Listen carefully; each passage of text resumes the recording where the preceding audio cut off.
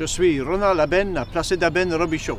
Je suis originaire de cette région de l'Acadie dans les années 1700. Le documentaire en anglais démontre Keith Driver, qui est le patron de la programmation pour créer un bateau historique de l'Acadie qui est appelé une chaloupe. C'est Keith qui a mis beaucoup de travail dans ce projet pour créer un bateau originaire de l'Acadie qui était utilisé dans toutes les communautés partout à l'Acadie, qui était Nouvelle-Écosse, Nouveau-Brunswick, l'île de Prince-Édouard, puis Maine aujourd'hui. Mais dans les 1700, c'était seulement connu comme l'Acadie. Ce bateau ici était utilisé par les premiers Acadiens qui étaient venus de la France, qui étaient mis sur la côte avec rien, avec le main, puis avec tous en communauté, il fallait qu'ils bâtissent leur maison, puis la manière qu'ils transportaient tous leurs produits de leur jardin, c'était avec les chaloupes. C'était le transport qui était utilisé pour le blé, les bœufs, les vaches, les cochons, les poules, tout le produit qui devenait de leur communauté utilisé pour survivre l'hiver était conduit par les chaloupes.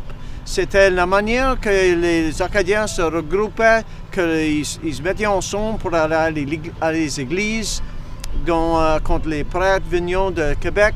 Puis c'était vraiment la manière que la communauté était créée pour être ensemble, pour être capable de survivre comme une communauté pour des centaines d'années, commençant en 1605.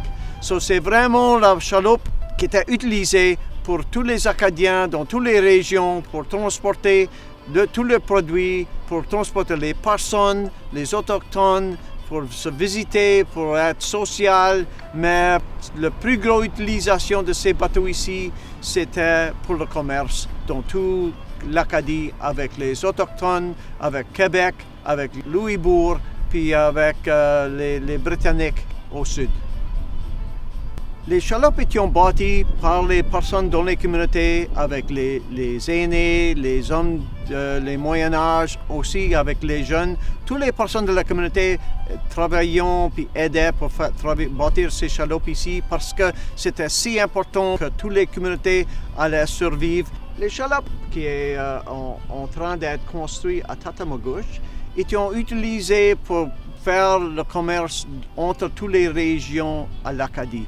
C'était que parce que les Britanniques venaient faire la chasse des communautés acadiennes, c'était très commun que les Acadiens ne vivaient pas sur la côte où tu pouvais les voir. C'était beaucoup qui bâtissaient leur maison en haut des rivières, que c'était plus caché.